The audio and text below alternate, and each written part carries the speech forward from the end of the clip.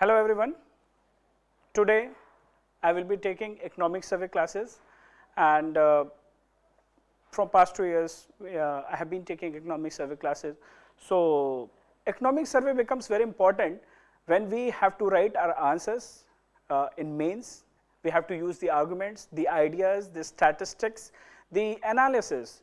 In fact, from past 2 years, in fact past 3 years itself, including this year, lot of evidences are being, the economic survey provides us evidence based policy making. They gives the input of evidences of policy making or the ideas which are being practiced in different countries or like states or government, and we use that evidences to learn from them and use them in policy making or for the betterment of the economy, for the society and all. So those ideas, they are generally provided in volume 1, we use them in our answer writing. So from many years, economic survey is following this criteria or this habit, you can say. Now the economic survey is presented in 2 volumes, volume 1 and volume 2. So volume 1 deals with these ideas and volume 2 deals with statistics. So we will see, we will discuss about that. Okay, so let me discuss about the format. I will be discussing it chapter wise. So maybe the number of videos will be long, the number of videos will be more, that is chapter 1, chapter 2. So volume 1 I will discuss first, okay, and from volume 2 whatever is necessary I will tell you. Okay, so starting with economic survey 2021.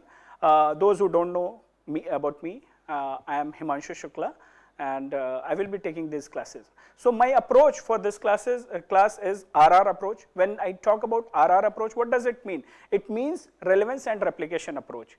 Relevance and replication, relevance from exams point of view and its replication in our answers, or the replication of the knowledge or the information from a prelims point of view as well. To tell you frankly, from prelims point of view, even this document is very important, but from prelims point of view, we don't get much questions or much analysis. What will we get? In paper volume 2, we get the analysis of the rates, the fluctuation of fiscal deficit or with respect to services sector. All those data we get, and hardly will get 1 or 2 questions. Okay, if new concepts has been given by economic survey, that concept can be used for framing question by UPSC. But majority of the argument, the data and the analysis can be used directly in the mains exam. So it becomes very important document for mains and for our analysis and interview, and giving our arguments in the interview with substance, with the, proper logic and reasoning with the help of data and analysis. So it helps there. So I would request you to read with that mindset. Don't simply read that, okay, for the sake of feeling good that I have read economic survey. Read it from a mindset that why it is relevant and how and where we will replicate it in the same manner. So always think exam oriented, and here we will discuss strictly according to or as per the needs of UPSC CSC. Okay, so that's about the approach, that's about me. Okay. This is RD sheet which I have been providing, and the idea of RD sheet is ready data sheet, which means that all the information or the data, for example here climate change, the inputs which has been given by the economic survey, I compile those data at one place and then we discuss it. It's a revision friendly ready data sheet where the data can be used in the exam after multiple revisions. That will be helpful only when we have done all the classes, so that we need what has been taught in the class and why it has been given in this sheet. Also, I don't put up ending copy paste each and every data of the economic survey. What I feel personally is important from the exams point of view, which we can replicate or which we should know, that is only there. So generally I provide this in the end of the class, so that will be the format this year as well. Next we have ready data 2, that is ready data sheet second part. So here what I do, I make diagrams using the data or the information which has been given in this survey, and I try to teach that how to use the data, how to use the things in your exam, how to represent you the same data or the information in the exam, and how to draw them. So if it will be relevant this year also I will provide. Okay, okay. Starting with this year's economic survey. Every year the cover page of the economic survey becomes very important. Why? Because it tells the overall theme of the survey. So here, this year's economic survey, that is 2021, it has a theme of presenting risks and opportunity amidst the COVID scenario. And if you can see, there is a India's map, and this India's map has a V-shaped graph which is symbolizing the growth or the recovery of economy of Indian economy amidst economic recession which was induced by COVID. Then we have four frontline warriors who have been safeguarding us and giving us the risks and opportunity so that the revival can happen and we can at the same time save human lives as well. Okay, so this is it. This is about the cover page, that is risks and opportunities amidst the COVID-19. As I have told you that we will be discussing in volume 1 and volume 2, two volumes are there. First volume tells us about evidence-based analysis for recent economic development, what all we can learn from them, and basically it helps us in informed policy making. So evidence-based analysis and informed policy making, they are linked. So I am emphasizing on these keywords because such keywords you have to use in your answers whenever you are suggesting something, whenever you are writing conclusion, whenever you want to present it in a better words. Volume 2 deals with recent development in different sectors and statistics, existing status and policies in different sectors. So this is about volume 1, volume 2, earlier also we have discussed. Okay. Next is, here briefly I want to connect you with the background of the two economic survey, the previous economic survey, that is 2018 and 19 and 19 and 20. What was the theme and why it was so?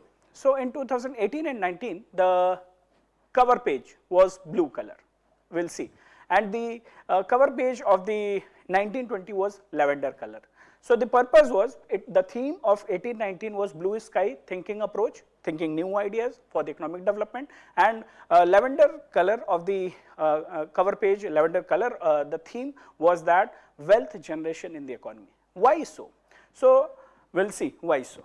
So this was the economic survey of 18 and 19, blue color symbolizing blue sky thinking approach, and the lavender color symbolizing wealth creation in the economy. Okay. Next we'll see why it was so. It was so because we had a target of becoming USD 5 trillion economy. We have a target, not had, we have kept this target of becoming USD 5 trillion economy by 2024-25 and USD 10 trillion economy by 2032. Okay. So why aspect I have discussed in 2018 and 19, the first lecture itself, that why we need to become USD 5 trillion economy. So if you want, you can refer the videos, it's there available on the YouTube. In the playlist section you will get it. And on all these chapters also I have recorded the video, it's already there. So you can, like here the concept has been given, dwarfism. So what is it? What it deals with? So such things we can use in our answers. So it's relevant and it will be relevant. Okay, don't think that it's outdated. So India has kept this target of becoming USD 5 trillion economy by 2024-25. For that we need certain ideas. We need to bring in certain structural reforms. Now we are doing so. Also, we need to have certain reforms, restructuring and new ideas, new evidences to learn from. Okay. So the blue sky thinking approach, it focused on private investment, it focused on behavioral economics, the concept of nudging taken from Richard Thaler, Nobel Prize winner in 2017. Then we have dwarfism, concept of dwarfism, addressing the concept of dwarfism in organized manufacturing, then treating data as a public good. Like this, many things were told in that year's economic survey. So they all are very good concepts, but we need to learn them and write them, then only it is useful. For intellectual trigger, it's definitely good, but we have to think always exam oriented. Okay, so both years, that is 18 and 19, they were interlinked because the target was becoming USD 5 trillion economy. Okay. Next year, that is the previous economic survey, also highlighted that wealth creation has to be focused upon when we are keeping in mind that we have to become USD 5 trillion economy. Okay. So what was that? The focus was that we have to treat trust as a public good, then pro-business policies, then bringing ease of doing business, bringing necessary reforms in NBFC sector. So many things were given. So these 10 concepts or 20 chapters in volume 1 of both the years becomes very important. So personally, I will recommend that those who are writing mains in next year, or those who want to learn also about the economy, try to use such concepts. It will help you, okay? It helps in getting better understanding. Okay, that's I'm providing, I discussed this because it gives us brief background that what we were doing earlier. Now, all of a sudden this COVID has come up, and in this COVID scenario, now we are clueless where the economy is going, where human life is going. We have become metaphysical. Our thought process is, we are into metaphysics. What is life all about? Why we are running after money? What we are doing in life? What to do? Let's save life. Forget about economy. Like that. So that thought has come up because of the uncertain event that is COVID-19. And that's why this is economic survey. The focus has shifted from wealth creation, blue sky thinking for USD 5 trillion economy to risk and opportunity during COVID scenario, right? So now we will start with this year's economic survey, that is, the first chapter is discussing about saving lives and livelihood amidst a once in a century crisis. So this whole COVID scenario has been termed as once in a scenario crisis, that is a black swan event. Why so? We will discuss why it is once in a century crisis and what all we have learned from it, what risk it has provided. Okay, so this COVID was first of its type. It brought a lethal virus which was very damaging, and it was very fatal. It killed, people have lost lives. So many people. We'll check the data as well. We will remember them for our answer writing and for our analysis and prelims. So this COVID was first time identified in, it was first of its kind. It was identified in December 2019, where it was identified in Wuhan in China, and it posed us unprecedented challenges. Second point, it posed us in unprecedented challenges and uncertainty. Why? Because it was never seen. No such large scale of infection or the health emergency, it was not felt across the world in a century at least. So that's why it is unprecedented, and it came up with a lot of uncertainties. Uncertainty of job, of lives, of like we were not ready for it. So what will happen, what will not happen? It came up, it posed us many uncertainties, okay? And it led to exponential rise in the number of cases. So within the 3 months of detection, or this, when we found that there is something like named COVID-19, within the 3 months itself, WHO declared it as pandemic. So that is the first thing, that the scale was such huge, and because of this exponential rise in the cases, WHO declared it as pandemic. And within a year, approx 9.3 crore, according to survey, people have been infected. Right? And out of that 20 lakhs people, 20 lakh death has occurred, or it has this COVID has accounted for 20 lakhs death across 220 countries. So these two data become important. That is 9.6 crore people have been affected, and 20.5. So don't remember this point things. Approx 9.6. So approx 9 crore cases of infection, and 20 lakh people have died.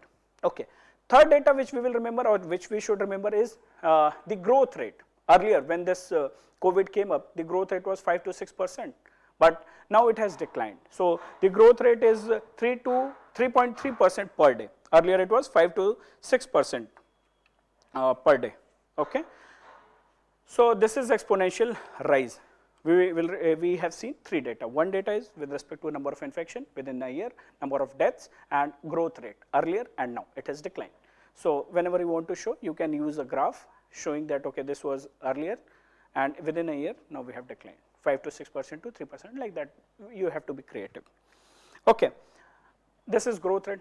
So it brings us to the idea of case fatality rate. What is case fatality rate? So it is proportion of people who have died from a specific disease among all the people or the individuals who have been affected.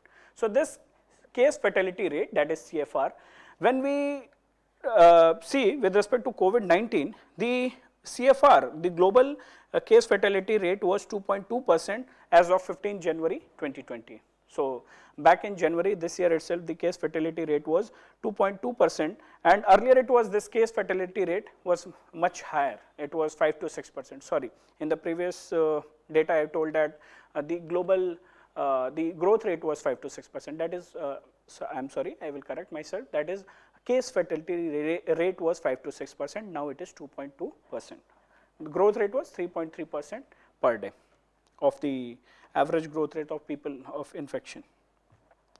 So global case fatality rate as of January 2020, it's 2.2%. Earlier it was 5 to 6%. That was the number of people who were dying. So see here, this red line symbolizes CFR, that is case fatality rate. How many people are dying out of those who have been infected. So here the earlier, that is between March, April, May, the case fatality rate was very high. The people who were infected, more number of people were dying. So earlier it was this. Now this case fatality rate has started declining. So here if you can see, it was somewhere 5 to 6% earlier. That is in March, April, and May, and slowly now it is declining. Now we are here we are in December 2020. That is somewhere around 2%. That is 2.2% what we have read. So the case fatality rate is declining, but this yellow graph or the area, it symbolizes this, that the number of infection, the people who have been infected, it is increasing, or it has increased. Definitely, it makes sense, right? It's very logical as well. Okay, so this is the analysis by survey with respect to how many people have been infected, and how people have died, how many people have died. Okay, so because of being lethal in nature, or because of the uncertainty on unprecedented nature and exponential rise in the number of cases, what we have done, we have adopted non-pharmaceutical measures, and we have adopted this non-pharmaceutical measures in the form of lockdowns, travel restrictions, closing down the schools, businesses. The authorities have a strict restriction on the mobility, okay, and that all that was done for a purpose. That purpose was flattening the curve of the COVID-19. We will discuss about it.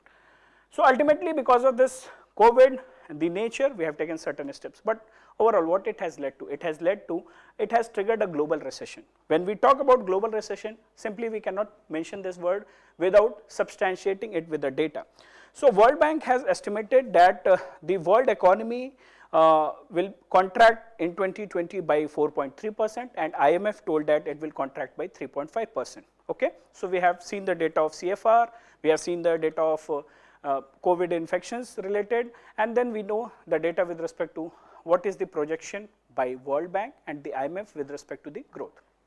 Remember, these data are very important for you, for us, for writing the exam. Okay, so it triggered to a global recession. Now, one thing I discussed, that is flattening of the curve. So what is flattening of the curve?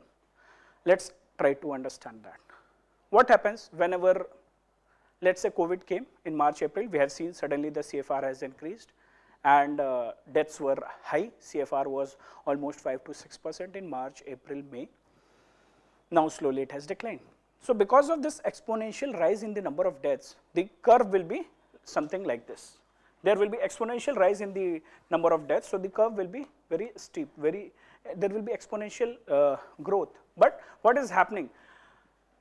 We were not prepared, and since we were not prepared, we were not ready. So what it led to? It led to more number of deaths. It led to overburdening. It overburdened our health facilities, our health infrastructure. We were not ready. It led to psychological burdens. It led to out-of-pocket expenditures. Many things has happened, right? So what we did, we thought that, okay, let's adopt such non-pharmaceutical measures which will help us in delaying this death, right? So the curve which is exponential, it will flatten like this, something like this. So whatever has been exponential, it has been pushed to flatten the curve. So it has been pushed against the time. So this x-axis is represents the time since the first case.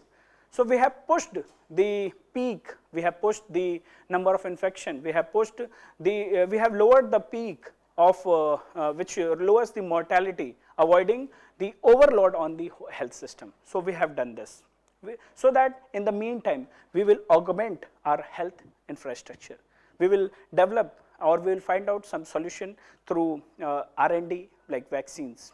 Okay, and in the meantime the infrastructure or the government will be ready. They will get to know that what all we can do. Okay.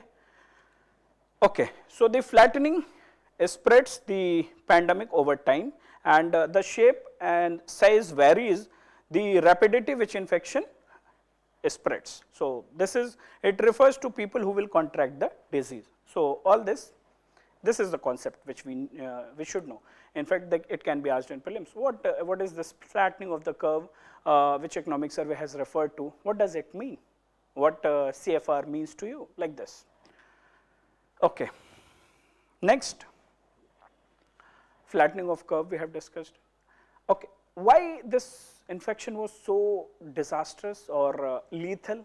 Because if we understand the scenario, it was spreading even if we used to touch any surface, it was spreading like that. So this network effect came into picture. If population is mobile, if population is interacting, then we will interact, and because of that interaction, it will reach from one person to other person. Like this, it will, one person can infect 10 people, that further 10 people can infect 100 people. So this network effect looks like something this. A contact network in general is this: one person, he will come into contact with 3 persons, they will come into contact with 9 persons, like this. It becomes lethal or highly contagion. The infection will be contagious if one person infects multiple person and they in turn go and infect multiple person. So this network effect was seen in case of this disease or this infection, and that's why it became very important to flatten the curve. That's why it became important to delay this peak. Okay. Okay. This is with respect to flattening of the curve, network effect, and CFR. It's all about COVID. Now the question comes to our mind, we should ask that the survey is saying that it was once in a century crisis. So why it was so? Why COVID-19 was so unique, or rather it was unprecedented? Because it was unique in nature in multiple ways. This crisis was unique because it was a health crisis. It led to health crisis induced global recession. It led to, it was highly synchronized. It was not there only in few countries or few pockets of the world. It was there all across the world. So it was highly synchronized in nature, right? And there was a trade-off. Third point is it's unique because there was a trade-off to save human lives or to save livelihoods. So lives versus livelihood, whether we should save human lives or economy. So there was a trade-off. Okay.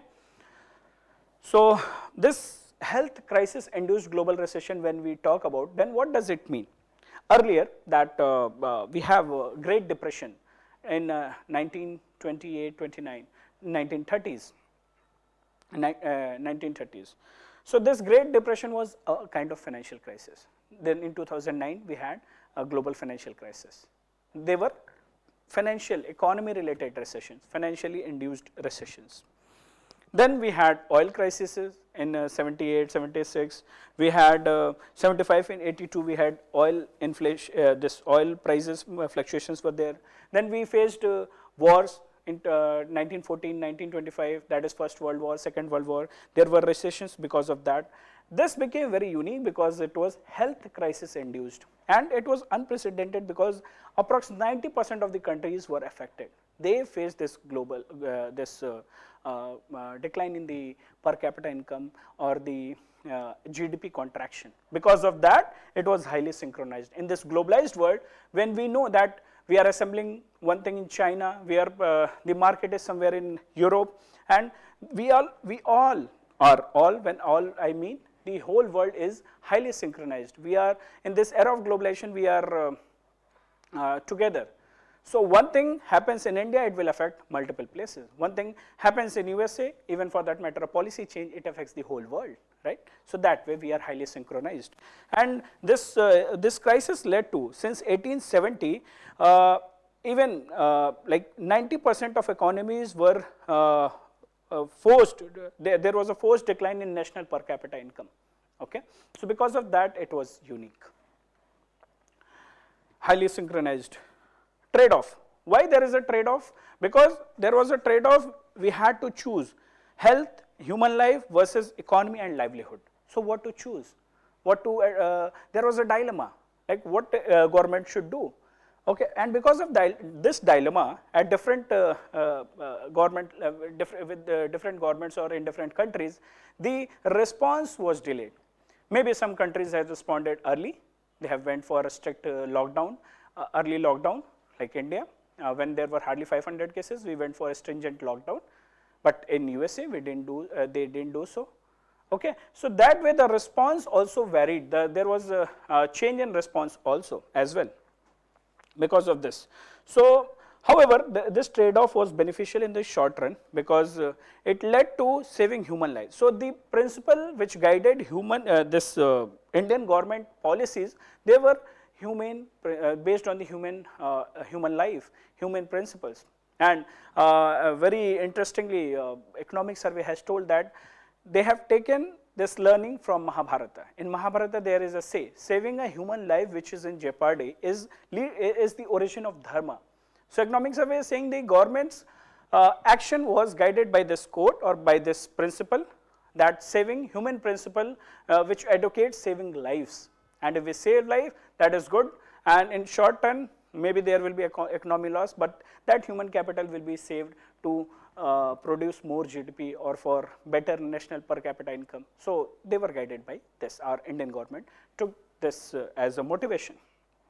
Okay, and that is why it was seen that India has been prudent to learn from the earlier experiences as well. And yes, yeah, here we have this graph shows that why this once in a scenario situation is highly synchronized. So, if you will see from 1871 till 1951 till 1991, 2016, the graph shows that the more than 90% of economy is expected to see the contraction in GDP per capita in 2020, more than 90% here.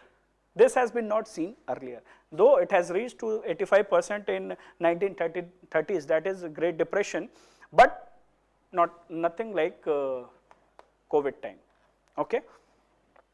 So, yeah, I was telling that India was prudent to learn from, it was prudent on the part of Indian government to learn from the previous experiences. That is why we thought that, okay, let us check the history. Let us check whether we can learn something from the previous experiences or not, and accordingly we will take action. So, yes, we do, we have some learnings, we do have some learnings from the previous experiences. What are the evidences to learn from So, we have this Spanish flu pandemic which was there in 1918 and 19. Then what happened there? Let us understand that. A Spanish flu in 1918 and 1919, it was there, and it was one of the deadliest in the world at that time. And it almost 500 million people were affected, and 1/3 of the world was affected because of this. And you know what happened? Because of this, approximately 50 to 100 million people died. And it was there because US soldiers, they were returning during the World War time, they were returning from Europe to US. So, they carried this infection, and because of that many people died, that is 50 to 100 million people died. So, at that time they went for some actions, they took some actions, and we have learned from them. So, they went for lockdown. For the first time in the history, they went for this quarantine, hand washing we will see, we learned from there. So, what happened? Because of this Spanish flu, lockdowns were implemented in 1918 in schools, churches, gatherings, public gatherings, funerals, quarantine was there, hand washing, sanitization, all things were adopted. So, this is the learning from the Spanish flu, and like that, on the learning from there, the Indian government also implemented lockdowns, early lockdowns, which were really beneficial. That is the point which has been advocated by the survey, and that has been really useful because ultimately we were able to save the lives. Okay. Next learning is from Ignaz Semmelweis. Ignaz Semmelweis is known as father of hand hygiene and infection. Why so? We will see. There is a story. This story tells that when Mr. Ignaz Semmelweis, he was in charge of some hospital or medical facilities. So they found that there was mortality because of some germs they were spreading. So they didn't understand that why it is happening. Still we are going, the operations are, we are taking all the care, we are doing the operations right, still the mortality rate is high. Then they try to trace the origin, why it is happening. Then they did this study and they found that the midwives or the doctors, the nurses, they were not washing their hands, and because of this the germ were spreading from one room to other room, to from one patient to other patients, right. So then they derived, and then they came up with this policy that okay, we should go for hand washing, and since then this was the first scientific proof that hand washing helps in preventing infection. And though this wasn't, they didn't become popular immediately, but till now, today we are practicing it. Even we under Swachh Bharat Mission or Swachh Vidyalaya, this hand washing has been highlighted or projected as cost-effective public health intervention. So this is very cost-effective public health intervention. So this learning we have drawn or we have got from the father of hand hygiene and infection, that is Ignaz Semmelweis. Okay. So this is the story here, which tells it was, this survey was there in this story comes from the base is from the germ theory of Louis Pasteur, and this study was done in 1846. Okay. So this is physician Semmelweis, Dr. Ignaz Semmelweis. He is focusing on that physicians should wash their hands, and then it helps in checking the infection. Okay. Next, going backwards, we'll see there is one more evidence to learn from, that is Nobel Prize winning research by Hansen and Sargent. So what they emphasized on a policy of minimizing the losses in the worst case scenarios, so that when uncertainty is very high, then what should be the policy? The policy should be that minimize our losses.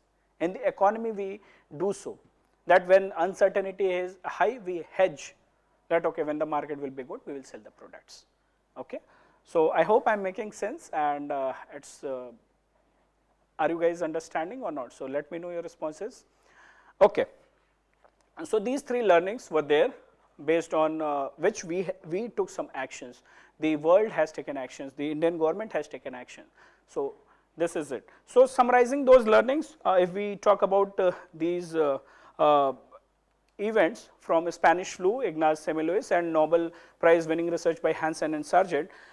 Basically, Spanish flu, they focused on what we learned from in COVID-19, what we have learned from is quarantining the people and encouraging behavioral measures for better sanitary practice. So if I summarize the learnings, so we focused on flattening the curve. Now I think you know this. We focused on the reducing the network effect of the infection, spread of infection. Denser areas, it has been found, India being the most populous country, second most populous country in the world, and we are having very high population density. So as per census 2011, the India's population density is 382 person per kilometer square. In UP, in Bihar, in West Bengal, in Delhi, in Chandigarh, it's further high, so in thousands, it runs in thousands. Okay. So what is the purpose? Why we are discussing this? The idea is that when the population density is high, when overall population is very high, when in a small area more number of people are living, then the chances of a spread of infection, the network effect will be in picture, and the infection will spread at larger or greater rate, accelerated rate. Thus it will affect. So we have learned that. See that denser areas has it leads to more spread of more infections. Okay. So that we have learned. Then we have learned that early lockdowns will be helpful, and it has helped us in the case of a Spanish flu, and it will help us. However, it will be costly in the short run, but ultimately we know from the Nobel Prize winning research by Hansen and Sargent that minimizing large losses is wise, is good, and that too when uncertainty is high. So these are the learnings. Okay. So maybe if a question comes on COVID, then you can write. but same analysis, same thought process you can use in writing case studies. I have been also discussing case studies on the other initiative, that is Analytica. So whenever you come across such pandemics, you can use such keywords, you can use such concepts for writing your answers. So utilize them. This is not simply for our pleasure that okay, this is something good and feel good factor should not be there. We should know how to use them. So maybe not a direct question will be not asked on COVID, but these answers, these quotations or the points can be used directly in the case studies or writing our essay or anywhere, or prioritizing our answers in interview as well. Okay, so think broadly. Whenever you are thinking or reading anything, think broadly. Where will you apply? That is RR, relevance and replication. So now, is it making sense? Okay, so I hope you guys are enjoying. Let's have a quick water break.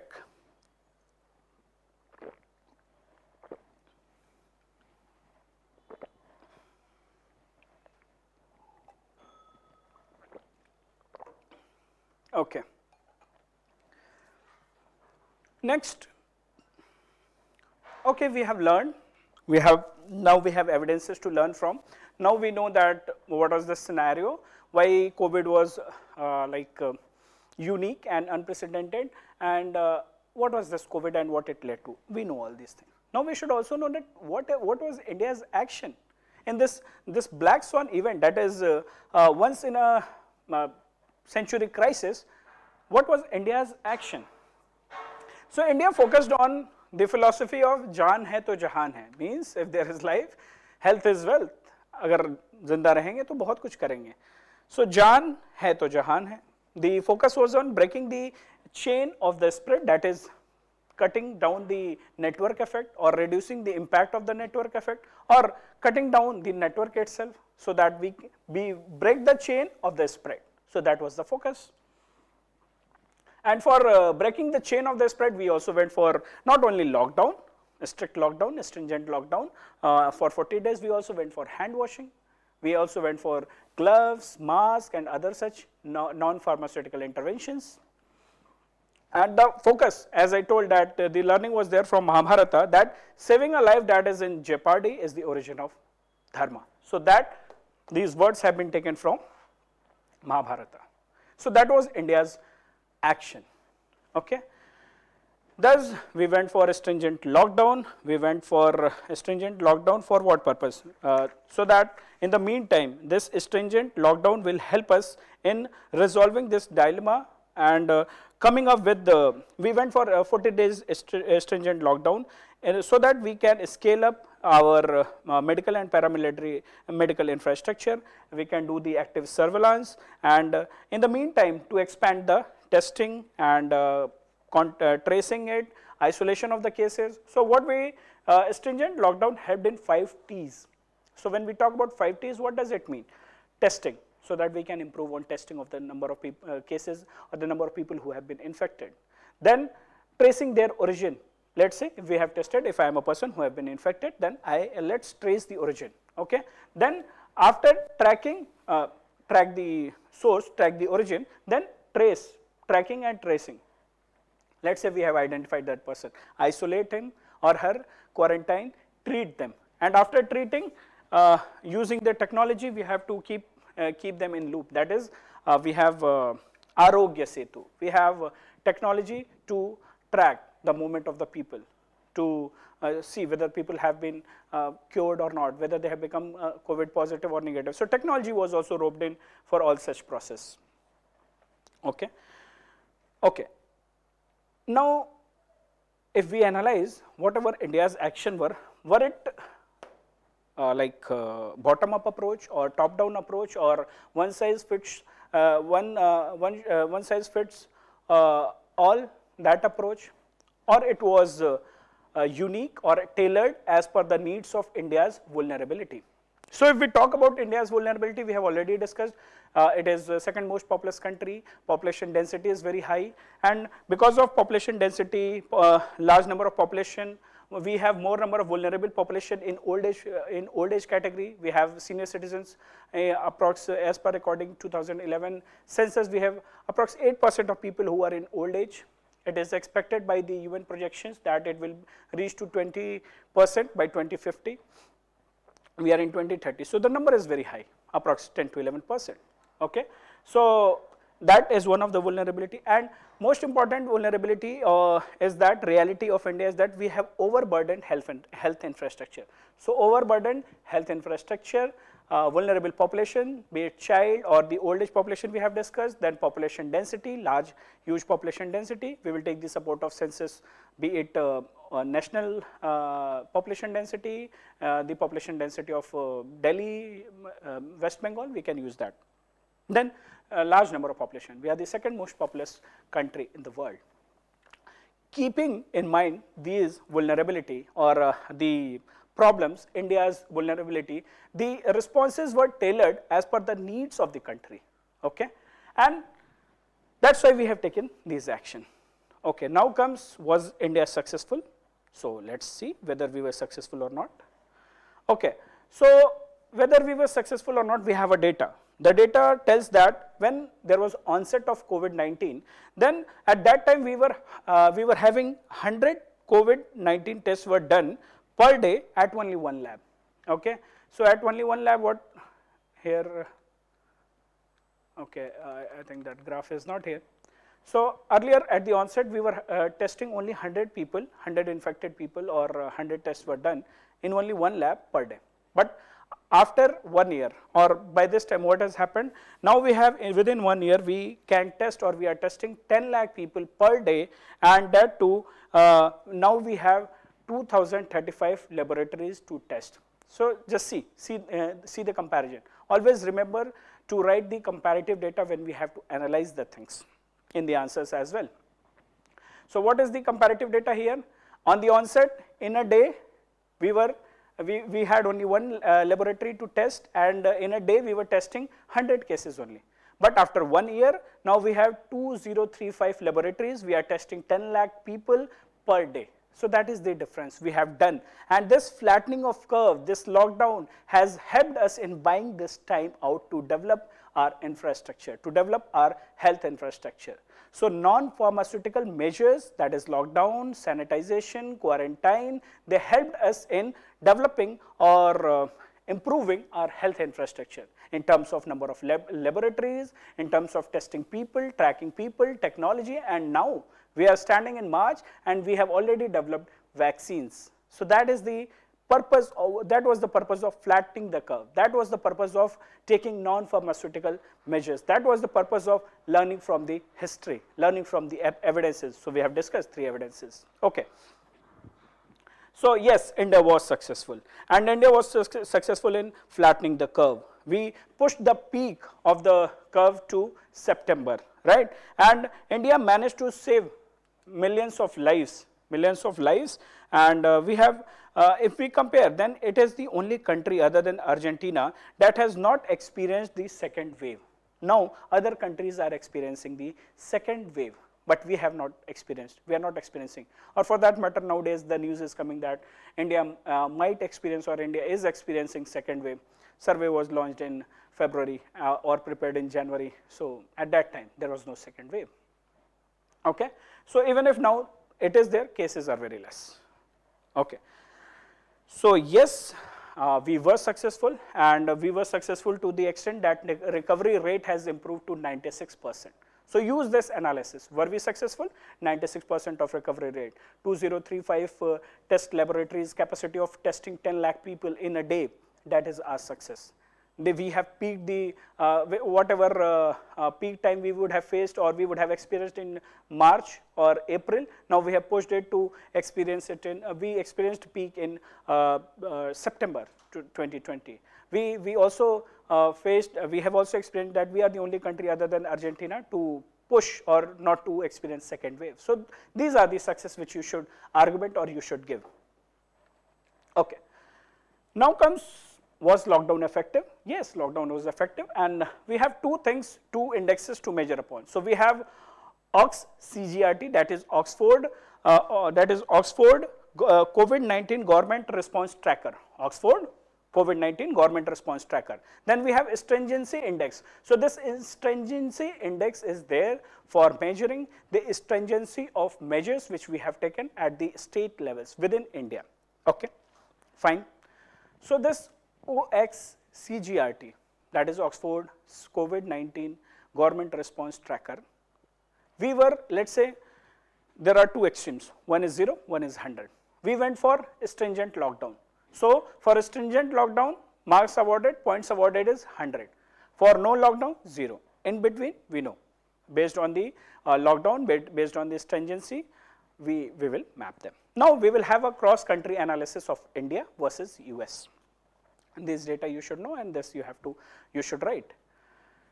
Let's analyze. On one side we have 0, on the other side we have 100. So based on this 0 and 100, let's analyze, see India and versus US.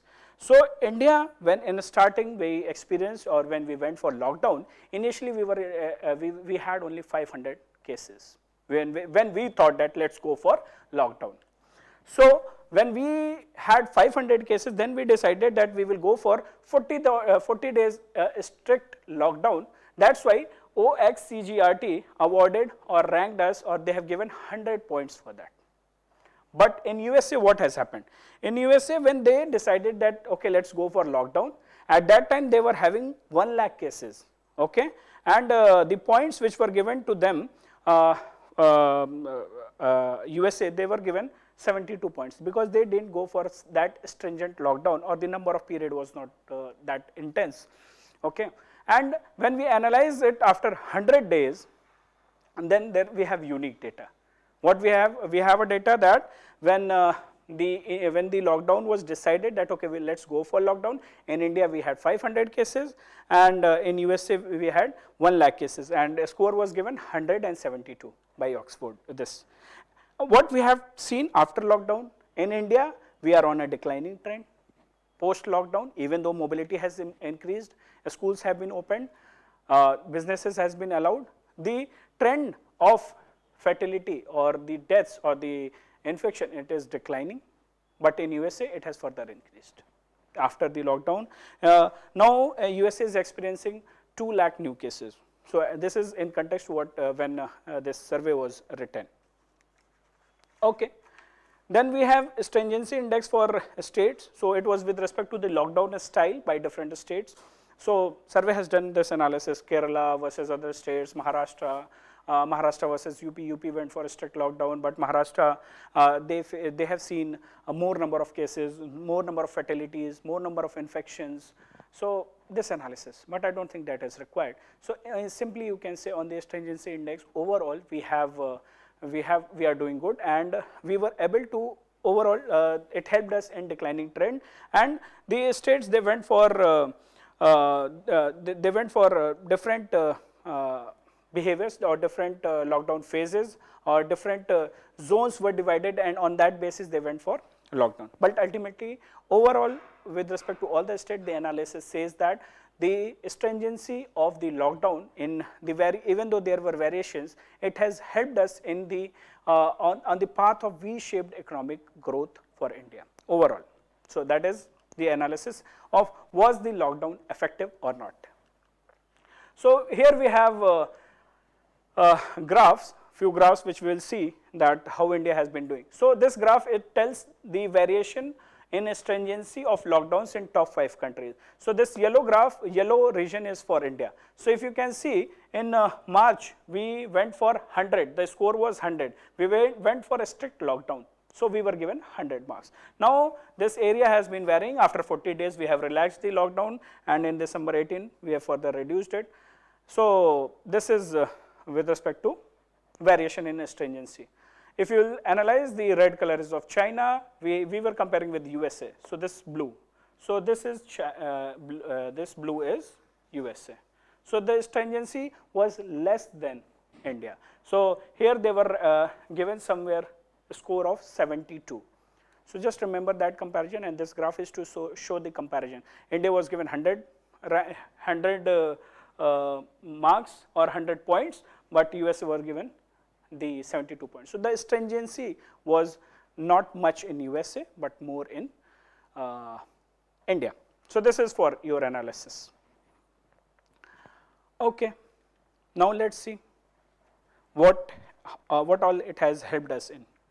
So because of this stringent lockdown, we have seen what was India's reaction, and because of these responses, has it helped us? Yes, it has helped us. Was India successful? We have seen. Now we will analyze that if it was helpful, then what has happened? India is now riding against the wave.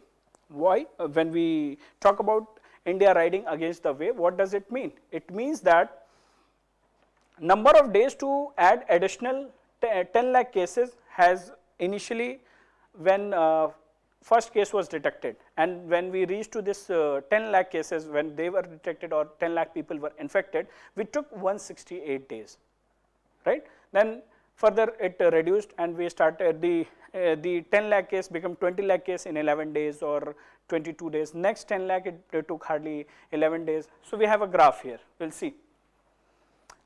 Days to reach next 10 lakh confirmed cases in India. Initial from 0 to 10 lakh, we took 168 days. So for first 10 lakh cases, because of lockdown, because of stringency in lockdown, we took 168 days to reach this 10 lakh cases. But next 10 lakh, from 10 to 20, we took only 21 days. From 20 to 30, 16, then 13 days, for 11 days, then 12 days. From 70 to 18, the number of days again further started increasing. Now from 70 to 80 lakh, next 10 lakh, they were added, it took 18 days. Then the number has started increasing, then it took 22 days. Further it is taking 29 days. So what this data or this analysis shows that the addition of 10 lakh new cases is taking time. So doubling the infection, it is taking time. Initially it took 168 days, then rapidly we increased, then now that 10 lakh addition is taking time. So we have been successful on that front. Okay, and this data is there with respect to peak of the time. So India, the first wave peak, it took 173 days. To reach the first peak, this blue color symbolizes the first peak, the orange color symbolizes the second wave or second peak.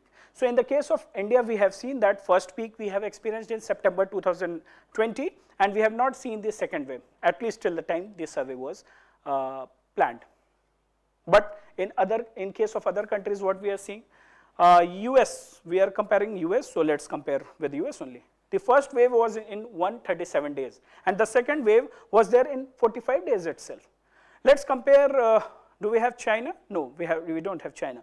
We have Spain here. So Spain, the first wave was in 19 days itself, and the second wave was there in 79 days. So 19 versus 79. So countries are experiencing second waves as well, and that second wave, sometimes it is taking less time, and in some cases, in the case of Spain, it has taken considerable time to reach that, reach the second wave. So that is India's success. India is riding against the wave. Okay, so first peak versus second peak. There are countries who are facing third peak also, and we have data, we have seen. So most of the countries are experiencing their waves within the period of 2 to 3 months itself, 2 to 3 months of crossing their first peak. Okay, and the fatalities in US were 2.9 times higher during the second wave. During the second wave, the fatality rates were 2.9% higher than the fatality rate what they faced in the first wave. So that was the difference of first wave versus second wave in US. So yes, definitely we are doing better than that, and the fatality rates are declining. Declining in India. The recovery rates are improving in India. So all that we have seen. And stringent lockdown, flattening of curve, so same concepts we have to use. Okay, so here we have another graph which shows that second wave in countries has been more lethal. So this red color and blue color, the first peak cases has been symbolized by blue color, and the red color symbolizes the deaths due to second wave. So if you see in USA, again we will see in USA, from the first wave to second wave, the number of cases, daily cases in lakhs has been increased 3.1 times. So from the first wave, whatever cases, number of cases has been identified or the infection was there, it has increased to 3.18 times in the second wave. So that is the second wave in other countries. Okay, so it shows in France from first wave to second wave 14 times increase. Okay, 14 times increase in the number of the second wave has been more lethal. Okay, so number of daily cases have increased in second wave. Okay, so we have seen this, okay, first wave versus second wave. We'll see that because of these actions we are also facing V-shaped economic growth. Okay, before that, before jumping into V-shaped economic growth, we'll see the daily COVID cases and mobility.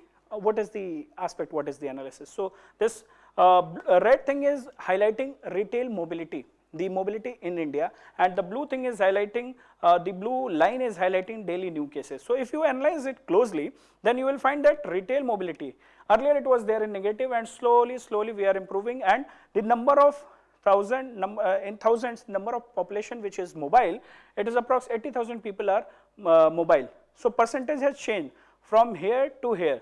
Okay, so we are slowly the mobility has improved, that is from April to December. But what has happened with respect to the daily new cases? With respect to the daily new cases, earlier it was increasing, there was a peak in September, and slowly, even though mobility is increasing, we have started declining. So can you see this gap?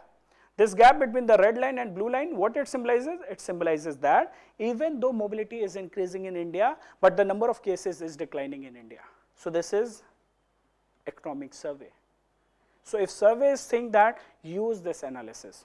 Let's say in prelims, if this statement comes that in India the mobility of people has increased, howsoever the number of cases has declined.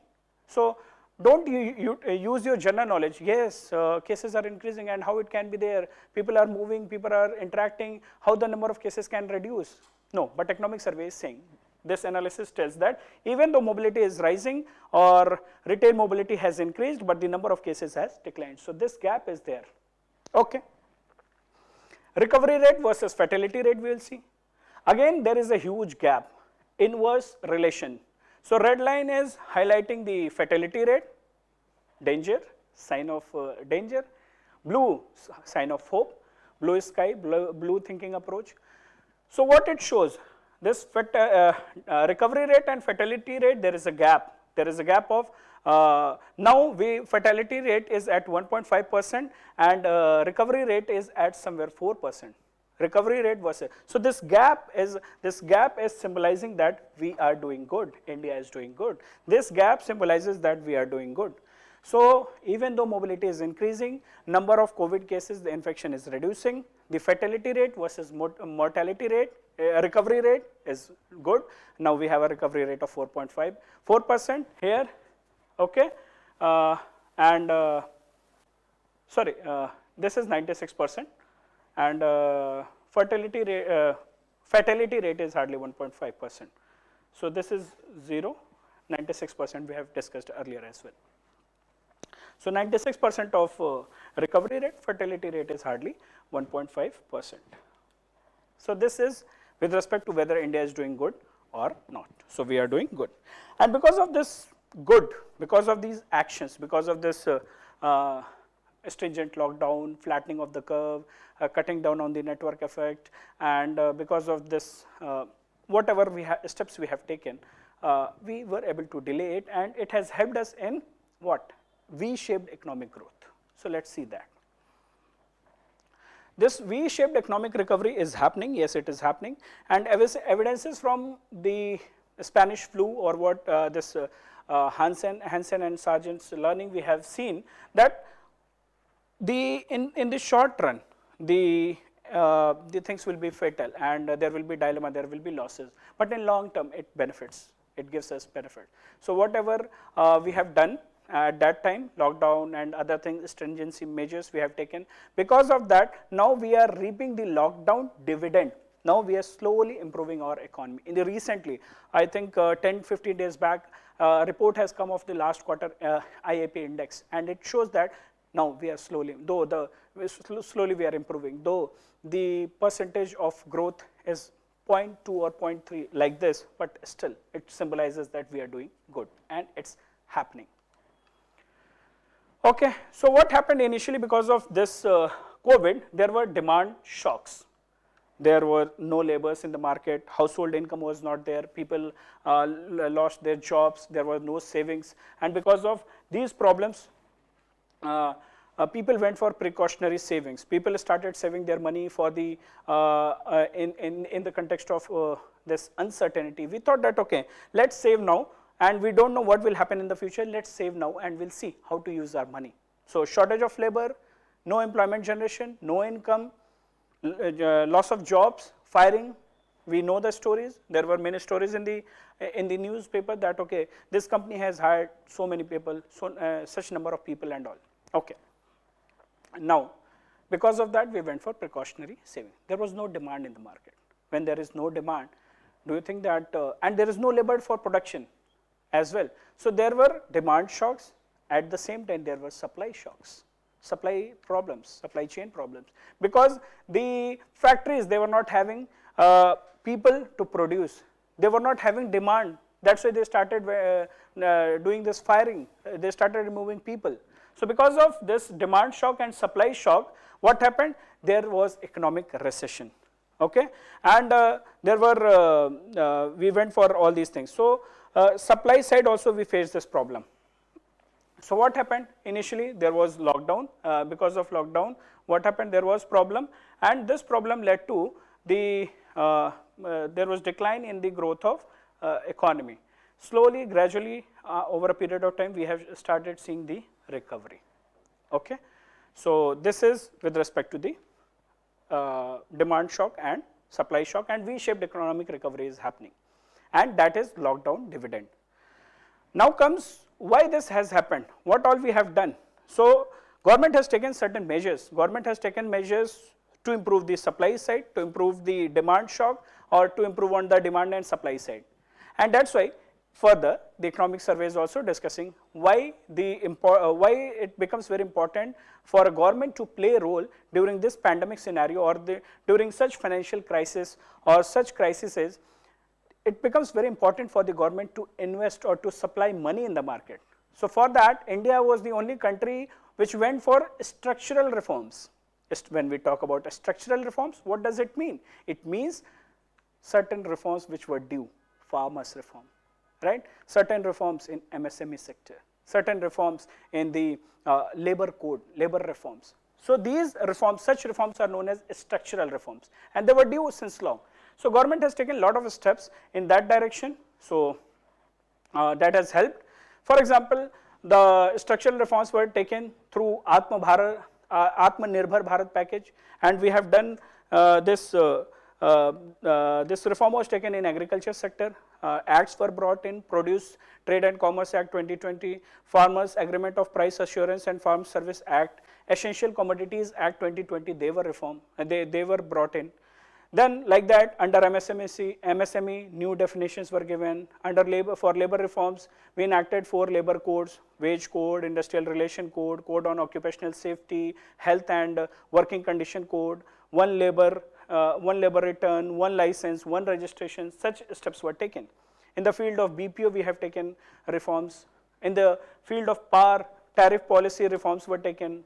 DESCOM insufficiency was not to be burdened, was taken care that it should not burden the consumers. So progressive reduction in cross subsidization has been taken.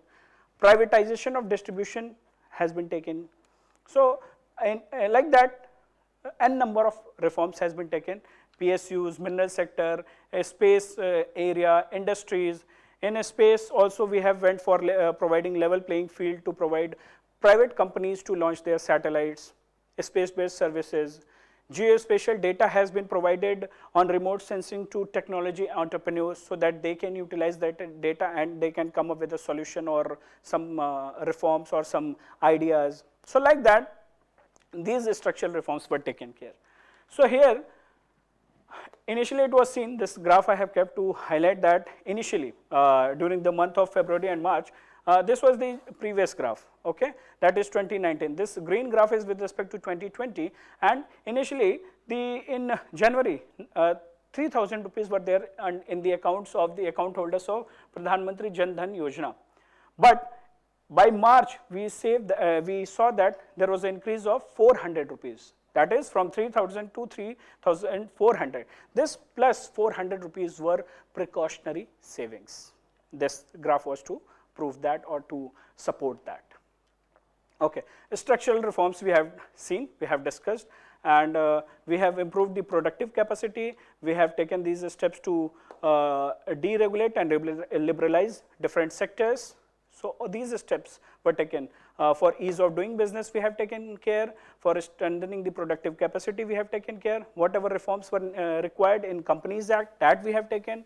With respect to administration, also national platform for recruitment, national recruitment agencies, they were launched to conduct a common eligibility test. Right. So we have also revived the. We have made this tax assessment has been done faceless tax assessment, and 12-point taxpayer charter. So see, there are n number of steps which has been taken here. Now we don't have to mug up each and everything. For answer writing, we need to know that in different fields what all steps has been taken, and we need to know what all different fields steps has been taken. We need to write 1 or 2 points to substantiate that point. So don't mug up. Just you should be aware, so that when while writing answers or while eliminating answers options in the prelims, we should have answers. Don't worry, I will get this PPT to you. You can use it for revision. Okay, so this is it, the end of the chapter, and ultimately if we summarize what all steps has been taken by the government. So India focused on saving lives, and though it was a short-term pain, but it was a long-term gain for us. While GDP growth was reduced, human lives cannot be brought back, GDP can be brought back. Then we have, we were the only country to take structural reforms, third point.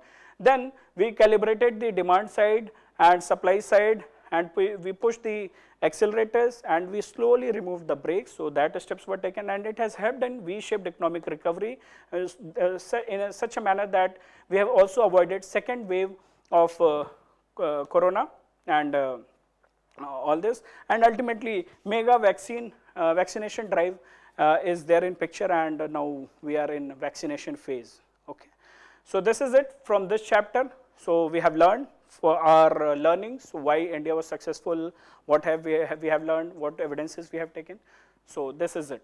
This is for the chapter. Now let's quickly summarize the whole chapter, learning from the whole chapter. So this has been very interesting part or interesting time in previous classes. The students who have attended my classes offline, they used to enjoy that, and this will summarize. The next slide will summarize the all the learning of the class, class. So this is a revision slide. This slide is here, which tells us that we got to know that COVID-19, why it was unique. We know 3 things now. Highly synchronized. It was highly synchronized. It was there was a trade-off, right? So we know it was health-induced economic recession. So all these things we have to recall here.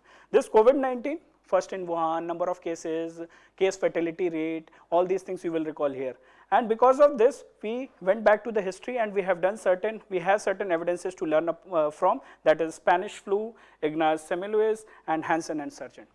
Based on these learnings, India, this is India's map. India took some responses, and those responses were human policy response. Remember Bharat, Mahabharat, remember that origin of Dharma quote? Yes. And we have gone for non-pharmaceutical responses, a lockdown and all. And then we have analyzed whether the lockdown was effective.